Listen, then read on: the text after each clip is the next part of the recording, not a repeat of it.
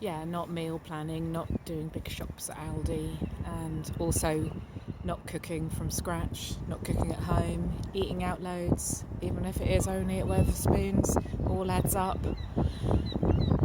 And yeah, we spoke last night about the need to pull it back in, how we both were raised quite poor, I guess, and good in lots of ways, but raised of cooking at home and not eating out, and good with money and stuff. So yeah, so we need to make it so that we can live on less money, because things might change in the future. Well, things always change in the future, but things might change soon, so we need to make sure that we can live on a budget. My husband has hit retirement age but was planning to carry on working for a bit longer. However, he might not be able to, so we need to look at that.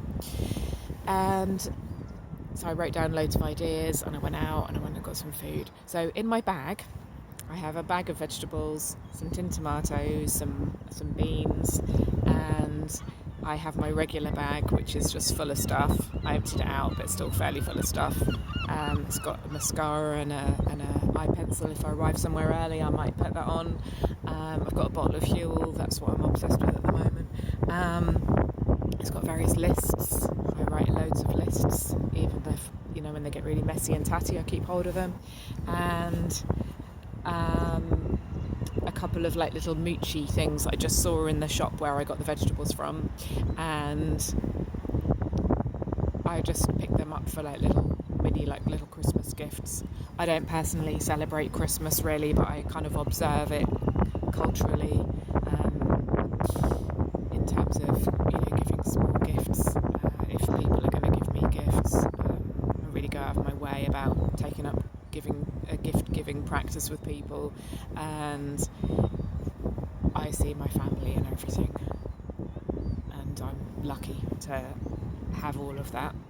I can find it quite wearing, like all the driving around, and yeah, I don't really want to dwell on Christmas too much, but yeah, that's what's in my bag. And when I go home, I think I'm gonna just attack some poetry and have a proper session, link up to the monitor and sit up properly like I was at work, and look at all these different post-it notes and scraps and scribbles in the backs of pamphlets, and what was a rush of inspiration to put that all together and maybe make something that might become a new poetry collection. Who knows? We'll just have to wait and see. And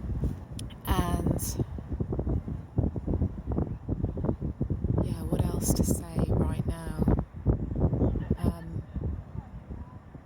Or was that enough as an introduction? Oh yeah, so we had to break off the video because we ran out of storage. Might happen again. I've bought Google Storage on my phone, but still the video's saved to my phone, and then my phone is full. This phone that I'm using at the moment is an Xperia X10, and yeah, I gather they don't really make phones anymore. And I got given it when I left a job. It was in about April or May of 2022, and I gave this guy who was a family therapist one of my books as I left, and he said, "Oh, I was guided to give you something as well. I didn't, because I thought it was silly, but now that you've given me something, I definitely should." And he said, "It's a phone. I've changed my phone, and I've got this phone. It still works. Would you like it?" And I said, "Well, just a couple of days ago, or might have even been the day before, my phone stopped charging." And so yeah, we both agreed that was nice, little bit of magic and synchronicity, which I'm a wholehearted observer and believer in. And yeah, so I've still got that phone.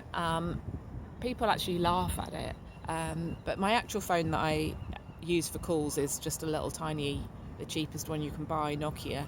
I should have bought a bit more expensive one really, because it pocket dials all the time. It's phoned 999 a couple of times, which is really bad. It's not as good as my other one, but yeah, it's so I just have what I call a normal phone, like a features phone, a dumb phone, a brick phone for phones and texts, and then a smartphone for Instagram. And my plan, of starting this YouTube channel is to buy a new phone. It will be secondhand. I try and buy definitely all my smartphones have been secondhand, and I try to buy stuff secondhand where it's kind of a really good choice too, in terms of how bad the environmental impact seems. So phones seems like a good thing to do secondhand. I probably could be tempted with a new one, but yeah, that's my plan. But then I was out today and I had this bit of space that was set for creative space, and I thought, well, why not just start a bit early, even if it is on a shit phone and even if it is outside. And I'd planned to do it at home with an external mic, which I need to buy. Or no, have I got one? My husband's got one, I think. And a light ring, which I need to buy, try and get one secondhand. And I thought, well, I remember when Sarah Cox started the Radio 1 breakfast show. This is ages ago. And she was so nervous about starting that she started a few days early.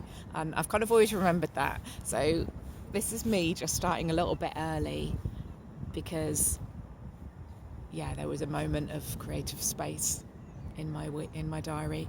And my plan is to record 2 videos every Friday, but to be 2 videos every Friday that I have off, which currently I have every Friday off, and my husband works every other weekend, so when he's at work tends to be my kind of real creative space, because I'm like on my own and ideas can percolate and so on. So I'm gonna do on my alone Friday, every other Friday, do 2 videos and then release one that day and then one the other week. So hopefully I can have an every Friday practice, but make them every other Friday. And yeah, it's Friday today, and why not start early, even if it is a phone the memory is all full and it's tricky and I'm outside and it's noisy and I hadn't got loads of cue cards ready or anything like that. But this is just something of an introduction, I guess, and we can carry on next time. Okay, bye.